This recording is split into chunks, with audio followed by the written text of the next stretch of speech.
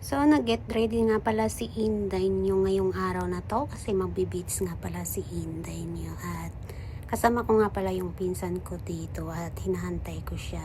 And by the way guys, siya yung nagyaya sa akin na maliligo nga kami sa dagat. And ewan ko ba kung ano yung naisip niya na hapon na, and then sabi niya maligo daw kami sa dagat. So, ayun naman si Inday nyo, dali-dali siyang nagbihis at nag-prepare ng kanyang things. And ayan, habang inaantay ko nga siya ay ayan, pag-get ready na rin ang Inday nyo. And ayan yung sinuot ni Inday nyo.